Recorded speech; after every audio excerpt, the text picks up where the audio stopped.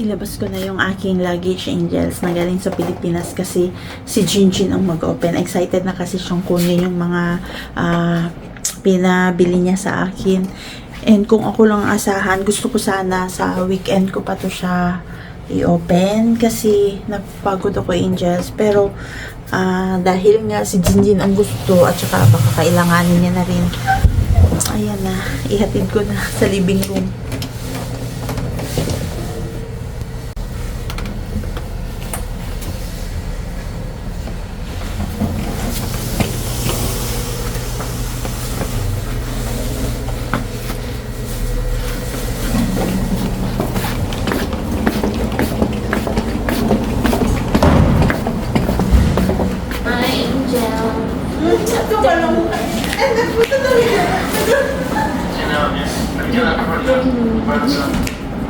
Ako muna ang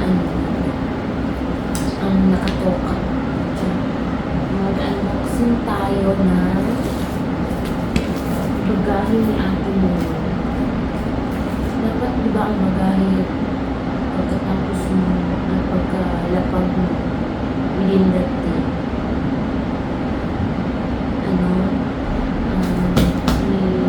I-open ko mga Angels after 4 days pa siya na.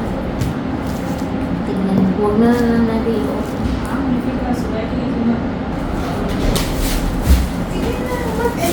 Antay kita. Antay kita. Antay kita. Your Angels. Ano yun kung ano sinasabi ko? Ano? Wala. Grabe.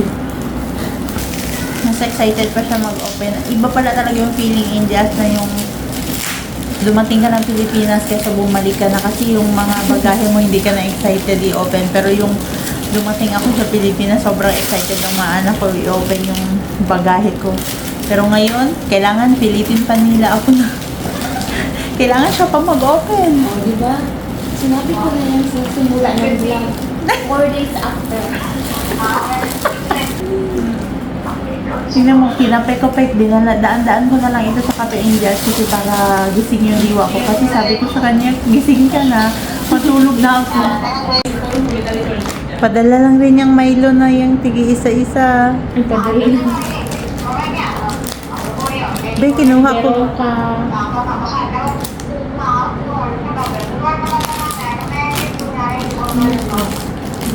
Kay ate yan, vitamin E niya. I'm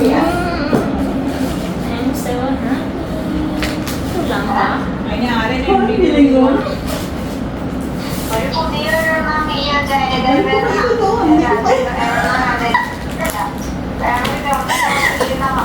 Ano mo na sa week mo?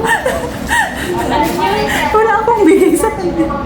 Angel, sabi ko, kinuha ko lang sa bagahe yung item niya. Pero ibalik ko pa rin ito. Ibalik ko pa rin siya sa sa room. Hindi pa lagi talaga ako magligpit. Bahala siya dyan.